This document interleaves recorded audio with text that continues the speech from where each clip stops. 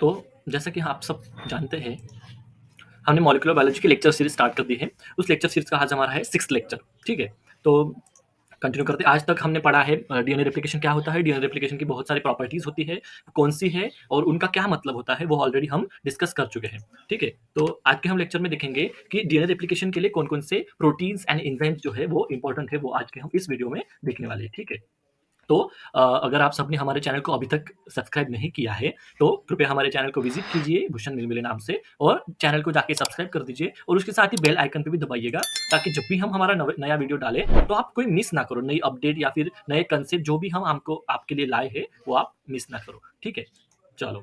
तो गाइज देखो, CSR net ने अपना नोटिफिकेशन जारी कर दिया है, जिसमें उन्होंने बताया है कि उनका जो फॉर्म है joint CSIR UGC NET examination December 23 के लिए, तो उसका 1 तारीख से फॉर्म शुरू हो चुके हैं नवंबर के, और नवंबर के 30 तारीख को उसकी लास्ट डेट है। ठीक है, और उसके अलावा 2 तारीख तुम करेक्शन कर सकते हो, 2 से 4 के बीच में। और एग्जाम की डेट जो है वो ये 5 सब्जेक्ट्स में एग्जाम कंडक्ट करती है, तो उसमें से 26, 27 या 28 इन तीनों में से किसी भी 1 तारीख को लाइफ साइंस की एग्जाम आएगी। ठीक है, तो पैटर्न कैसा है क्या है वो ऑलरेडी तुम सबको पता है, और 2 लैंग्वेज में रहता है, हिंदी एंड इंग्लिश में पेपर रहता है। ठीक है, तो वीडियो में अंत तक जरूर बना रहेगा, क्योंकि हम आज थोड़ा सा पढ़ने के बाद में ये डिस्कस करेंगे कि कौन से वेबसाइट पे जाना है, कैसे फॉर्म भरना है, कैसे क्या करना है, ये सब बातें हम आज के वीडियो में डिस्कस करने वाले हैं, इसलिए एंड तक जरूर देखिएगा। ठीक है, चलो। तो regulatory proteins in DNA replication, DNA replication बहुत ही इंपॉर्टेंट प्रोटीन एक वो है, एग्जाम नहीं सॉरी, क्या है, प्रोसेस है हमारे इसमें सिस्टम में। तो उसको रेगुलेट करने वाले, यानी उसको चालू बंद जो भी प्रोसेस है, रेगुलेट करने वाले जो एंजाइम्स है, जो प्रोटीन्स है, वो कौन कौन से हैं, उनके क्या नाम है। और ऊपर से जैसे मैंने फर्स्ट लेक्चर में बताया था कि हम जो सारी चीजें हैं वो प्रोकैरियोट एंड यूकैरियोट दोनों में पढ़ेंगे। तो एक एंजाइम लाइक उनका फंक्शन सेम है, तो प्रोकैरियोट में किस टाइप के एंजाइम है और यूकैरियोट में किस टाइप के एंजाइम है, उनका क्या नाम है और किस तरह से वो वर्क करेंगे, वो हम अभी पढ़ने वाले हैं। ठीक है, देखो हम बोथ प्रोकैरियोट एंड यूकैरियोट के बारे में बातें डिस्कस करेंगे। ठीक है, देखो आज का वीडियो हम ये शॉर्टकट में, ये ट्रिक है तुम्हारे लिए, तुम इसको एक टेबल के फॉर्म में पूरी चीजें लर्न कर सकते हो। ठीक है, तो डीएनए रेप्लिकेशन जो प्रोसेस है उसका रेगुलेटरी, ये इनका वर्क है, मान लो ये इनका काम है कि इनिशिएटर जो प्रोसेस को इनिशिएट करेगा वो इनिशिएटर हो जाएगा। इस मतलब अगर वो प्रोकैरियोट में कोई एक ऐसा प्रोटीन है जो प्रोसेस को शुरू कर रहा है, और एक यूकैरियोट में ऐसा कोई प्रोटीन है जो उसको शुरू कर रहा है, तो उन दोनों प्रोटीन को एक कंबाइनली एक फंक्शन के बेसिस पे नाम कौन सा दिया गया है कि वो इनिशिएटर है। तो प्रोकैरियोट में प्रोसेस को इनिशिएट करने का काम करता है डीएनए सी। डीएनए सी, इसमें एन और ए जो है वो स्मॉल लेटर में लिख रखा है। इसका मतलब ये नहीं है कि ये अपना डीएनए वाला डीएनए नहीं है, ये प्रोटीन का नाम डीएनए है। ठीक है, कंफ्यूज ना होगा। ठीक है, और ओआरसी जो है ये इसका भी लॉन्ग फॉर्म है कुछ, तो ये यूकैरियोट में इनिशिएटर का काम करता है। ठीक है, और हेलिकेज लोडर, हेलिकेज अपना काम करेगा। हेलिकेज का काम हम सबको पता है, वो डीएनए स्ट्रैंड को अलग अलग करेगा बीच के हाइड्रोजन बॉन्ड्स तोड़कर। तो ये डीएनए हेलिकेज को लोड करेगा, मतलब हेलिकेज खुद से नहीं आ पाएगा क्योंकि वो रिंग फॉर्म में रहता है, वो सब चीजें हम पढ़ेंगे। तो रिंग फॉर्म में आके वो बाइंड नहीं हो पाएगा, तो उसको हेल्प चाहिए किसी की, तो उसको लोड करने के लिए एक लोडर चाहिए। इसलिए ये जो डीएनए सी और डीएनए हमारे यूकैरियोटिक में सीडीसी6 एंड सीडीटी1, ये जो है ये डीएनए हेलिकेज को लोड करने का काम करेंगे, यानी उसको लाने का काम करेंगे, और डीएनए हेलिकेज आएगा फिर डीएनए बी प्रोकैरियोट में, and MCM27 which is the name of the helicase in eukaryotic system. ठीक है, उसके बाद में ये है सिंगल स्ट्रैंडेड बाइंडिंग प्रोटीन। हम सबको पता है कि अगर मान लो डीएनए स्ट्रैंड अलग हो जाने के बाद वो एक दूसरे के साथ वापस से बाइंड ना हो, इसलिए उसके ऊपर एक प्रोटीन आके जुड़ जाते हैं, इसके बेसिस पे ही उनको नाम दिया गया है सिंगल स्ट्रैंडेड बाइंडिंग प्रोटीन। तो प्रोकैरियोटिक में उसको एसएसबी ही कहा जाता है, और यूकैरियोट में उसके लिए रेप्लिकेशन प्रोटीन ए ऐसा नाम है।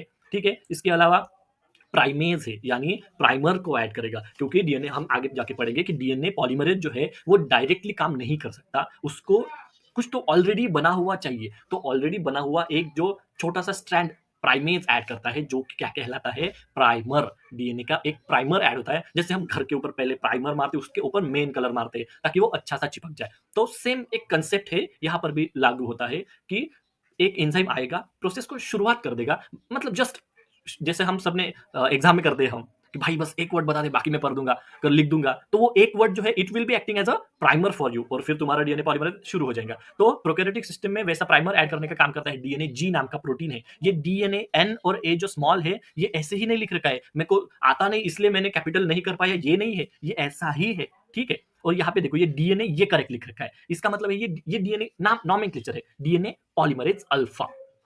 देखो, यूकेरियोटिक सिस्टम में और प्रोकैरियोटिक सिस्टम में डीएनए पॉलीमरेज़ बहुत सारे मान लो प्रकार के हैं, तो उनके लिए उनका जो क्लासिफिकेशन या फिर डाइवर्सिफिकेशन है वो अलग-अलग है। अगर मान लो 2-4 प्रकार के डीएनए प्रोकैरियोटिक सिस्टम में जो एंजाइम है पॉलीमरेज़, तो उनको 1, 2, 3 ऐसा कहा जाएगा। 5 प्रकार के होते हैं, इसलिए 1, 2, 3, 4, 5। लेकिन वही यूकेरियोटिक में कन्फ्यूजन ना हो इसलिए कैसा बनाया गया है? अल्फा, बीटा, गामा, डेल्टा, फिर ईटा, ये सब ऐसा बनाया गया है ताकि तुम डिफरेंशिएट कर पाओ चीज़ों को, ठीक है? तो मेन फिर प्राइमर ऐड करने के बाद डीएनए पॉलीमरेज़ आएगा। डीएनए पॉलीमरेज़ का क्या काम होगा कि वो जो ऑलरेडी टेम्पल स्टैंड है उसके ऊपर नया स्टैंड बनाने का कॉम्प्लीमेंट्री स्टैंड बनाने का काम करेगा डीएनए पॉलीमरेज। तो डीएनए मेन डीएनए पॉलीमरेज है डीएनए पॉल 3, पॉल यानी पॉलीमरेज। तो डीएनए पॉल 3 आगे भी मैं पॉल ही बोलूंगा। तो पॉल का मतलब पॉलीमरेज समझ लेना। तो डीएनए पॉलीमरेज 3 जो है डीएनए को पॉलीमराइजेस कर रहा है, बढ़ा रहा है, इसलिए डीएनए पॉलीमरेज। और ये इसको नाम है डीएनए, ये प्रोटीन का नाम है। ये एक्चुअल डीएनए है और डीएनए को कोई तो पॉलीमरेज कर रहा है, तो ऐसे प्रोटीन को डीएनए पॉलीमरेज 3 कहा गया है, ठीक है? और यूकेरियोटिक सिस्टम में डीएनए पॉल ईटा जो कि लीडिंग स्ट्रैंड बनाता है और डीएनए पॉल डेल्टा जो कि लैगिंग स्ट्रैंड बनाता है। ये हम ऑलरेडी पढ़ चुके हैं कि डिसकंटिन्यूअस प्रोसेस होता है रेप्लिकेशन, और डिसकंटिन्यूअस इसलिए कहा गया है क्योंकि एक स्ट्रैंड कंटिन्यू फॉर्म होता है और एक स्ट्रैंड फ्रैगमेंट्स में फॉर्म होता है, और उन फ्रैगमेंट्स को कहा जाता है ओकाजाकी फ्रैगमेंट्स, ठीक है? देखो, उसके बाद में स्लाइडिंग क्लैंप है। डीएनए पॉलीमरेज फिसल ना जाए इसलिए उसको पकड़ के रहने के लिए एक प्रोटीन है, या फिर प्रोटीन है, एंजाइम नहीं है, प्रोटीन है, उसको पकड़ के रखने के लिए। तो वो प्रोटीन का कौन सा है उसको बोलते हैं स्लाइडिंग क्लैंप, यानी वो उसको स्लाइड करने में हेल्प करेगा। डीएनए है उसके ऊपर वो स्लाइड कर रहा है पॉलीमरेज, तो पॉलीमरेज को पकड़े रहने के लिए, उसको बनाए रखने के लिए, ताकि वो फिसल ना जाए, गिर ना जाए, इसलिए एक स्लाइडिंग क्लैंप करके एक उसका फंक्शन है। तो वो मतलब ऐसे वहां पे उसको हेल्प करता है। तो प्रोकैरियोटिक सिस्टम में उसको बीटा क्लैंप कहा जाता है, बी नहीं है, बीटा क्लैंप है। और वही यूकैरियोटिक में सिस्टम में उसको पीसीएनए रिंग ऐसा कहा जाता है, ठीक है? और उस क्लैंप को भी लोड करने के लिए एक प्रोटीन चाहिए, जिसको जैसे हेलिकेज को लोड करने के लिए हेलिकेज लोडर चाहिए, वैसे ही क्लैंप, बीटा क्लैंप या फिर पीसीएनए रिंग जो कि क्लैंप का काम कर रहा है, स्लाइडिंग क्लैंप का, तो उनको भी लोड करने के लिए एक प्रोटीन चाहिए जिसको कहा जाता है clamp loader. Clamp loader prokaryotic system में है गामा कॉम्प्लेक्स, और यूकैरियोटिक सिस्टम में आरएफसी उसका नाम है। फिर आगे जाके आता है टोपो आइसोमरेज। जैसे जैसे वो खुलता जाता है, जैसे मान लो ये डीएनए है, डीएनए यहाँ से फिर रेप्लिकेशन बबल बनना स्टार्ट हो गया, रेप्लिकेशन फॉर्म बनना स्टार्ट हो गया, तो आगे जाके ऐसे टेंशन क्रिएट होगा, होगा कि नहीं? हम सबको पता है। जैसे मान लो तुम रस्सी ऐसे बीच में से खोल रहे हो, ऐसा समझ लो। रस्सी अगर बीच में से खोलोगे तो यहाँ पे तो खुला जाएगा, लेकिन साइड में बहुत ज्यादा ऐसे टाइट वो बाइंड हो जाएगा, उसको टेंशन क्रिएट हो जाएगा वहां पर। तो उस टाइप के टेंशन को रिमूव करने का काम कौन करेगा? वहां पे जाके कट करेगा डीएनए, यानी इधर कट कर दिया तो ऐसा वो ढील पड़ जाएंगी, तो वैसे कट करने की फिर बाद में जोड़ेगा। वो किस तरह से काम करेंगे वो हम देखेंगे आगे जाके। तो उसको काम करता है, वो जो काम करता है टेंशन रिमूव करने का काम कौन करता है? DNA topo isomerase. Topo isomerase ये एंजाइम है, ठीक है? तो उसको भी टोपो आइसोमरेज 1, टोपो आइसोमरेज 2, ठीक है? सिंपल है, बस इतना सा फर्क है कि टोपो आइसोमरेज 2 को ही प्रोकैरियोटिक सिस्टम में गायरेज कहा जाता है। हम सबने गायरेज नाम सुन रखा है ऑलरेडी, इसलिए तुमको कंफ्यूजन ना हो, इसलिए gyrase will be acting as a topo isomerase 2 in prokaryotic system, ठीक है? कैसे क्या वर्क करते हैं, किस टाइप में, हम देखेंगे, सारी चीजें देखेंगे। उसके बाद में प्राइमर जो था, जो प्राइमेज ने ऐड किया था, वो प्राइमर की बात ये रहती कि प्राइमर जो है वो आरएनए का पार्ट रहता, मतलब जो शुरुआत करती है वो आरएनए प्राइमर रहता।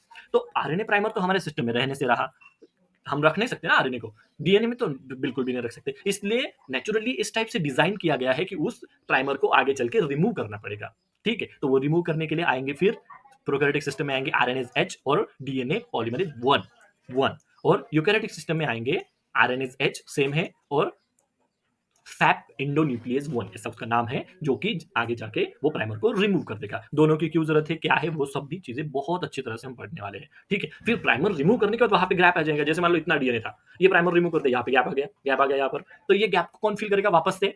हमारे सिस्टम में तो वापस एप्सिलॉन और डेल्टा ही करेगा, ठीक है? लेकिन डीएनए पॉलीमरेज 1 में 3 नहीं आने वाला, उसको 1 आएगा, ठीक है? हमारे सिस्टम में वही आए जिन्होंने लीडिंग और लैगिंग स्ट्रैंड में है, तो वही आके वापस से वो गैप को फिल कर देंगे। लेकिन प्रोकैरियोटिक सिस्टम में दूसरा आ रहा है। मेन प्राइमेज कौन था, मेन पॉलीमरेज कौन था? डीएनए पॉल 3, लेकिन यहाँ पे डीएनए पॉल 1 आया है, ठीक है? फिर और है, ये मान लो गैप भर भी गया, लेकिन आखिर का एक रहेगा जो कि जुड़ नहीं पाएगा। क्यों नहीं पाएगा वो भी देखेंगे, बहुत इंपॉर्टेंट चीज है ये भी। तो वो जो गैप थोड़ा सा सील करने का बच जाएगा, वो गैप सील करने के लिए गम, जिसको मॉलिक्यूलर गम भी कहा जाता है, डीएनए लाइगेज, दोनों ही सिस्टम में डीएनए लाइगेज ही आएगा। इस प्रकार से एंजाइम से, इस प्रकार के पूरे प्रोटीन से, जो कि वहां पे एक एक बारी बारी से आएंगे और डीएनए रेप्लिकेशन का काम अच्छी तरह से करते जाएंगे, ठीक है?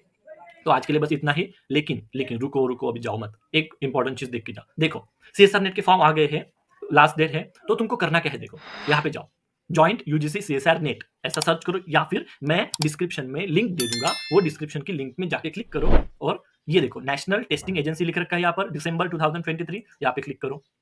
ठीक है, क्लिक करने के बाद सबसे पहले तुमको वही दिखेगा जो मैंने ऑलरेडी दिखा रखा है। देखो 2 तारीख, मतलब 1 तारीख से 30 तारीख लास्ट डेट है, और क्या है कैसा है वो, कितने सब्जेक्ट्स में करता है, बायलैंग्वेज है वो सब। ठीक है, उसके बाद यहाँ पे जाना है candidates who desire to appear in joint CSIR NET examination December 2023 में ऑनलाइन अप्लाई ऑनलाइन एट, ये सीएसआर नेट की ऑफिशियल वेबसाइट है, यहाँ पे क्लिक करो।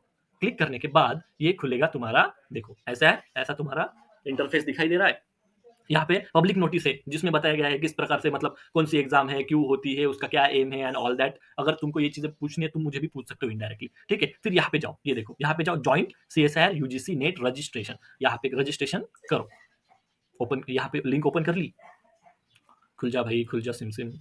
इस प्रकार से सीएसआर नेट ने अभी दिसंबर में उसका पेपर है। ठीक है, यहाँ पे ऑप्शन है, देखो अप्लाई ऑनलाइन रजिस्ट्रेशन, फिर उसके बाद ऑनलाइन फॉर्म भरना है, और उसके बाद में एग्जामिनेशन की फीस देनी है। यहाँ पे डायरेक्ट ये दिया गया है, यहाँ पे नहीं जाना है तुम सबको, पहले तुमको करना पड़ेगा, देखो न्यू कैंडिडेट रजिस्टर्ड हियर, यहाँ पे जाके रजिस्टर करना पड़ेगा शुरू में। ठीक है, देखो यहाँ पे वापस से वो आया है, तुम यहाँ से भी पूरा वो बुलेटिन जो इसमें पूरी इंफॉर्मेशन थी वो आप डाउनलोड कर सकते हो। देखो एग्जाम की फीस दे रखी है, जनरल कैटेगरी के लिए 1100 रुपये है,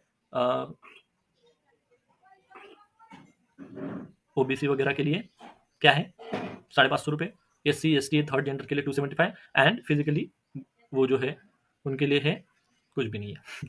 ठीक है, और यहाँ पे वापस से किस तरह से पासवर्ड होना चाहिए तुम्हारा, पासवर्ड देखो किस तरह से होना चाहिए, फर्स्ट लेटर उनका कैपिटल होना चाहिए, फिर तुम मान लो डाल सकते बाकी, और फिर उसके बाद में उसमें एक इस टाइप का वो होना चाहिए, क्या बोलते हैं उसको, ये देखो आइदर @ हैशटैग और डॉलर या परसेंट एंड स्टार, ऐसा कुछ तो एक होना चाहिए, अल्फाबेट होना चाहिए, उसके बाद में नंबर भी होना चाहिए। ठीक है, तो इस प्रकार से तुम अपना पासवर्ड तैयार करो, फिर यहाँ पे ऐसे एग्री कर दो कि हाँ मैंने पढ़ लिया है, बुलेटिन पढ़ लिया है, सारी जो तुमसे टर्म्स एंड कंडीशन सब जो भी है वो मुझे मंजूर है। फिर वहाँ पे यहाँ पे जाके क्लिक कर दो।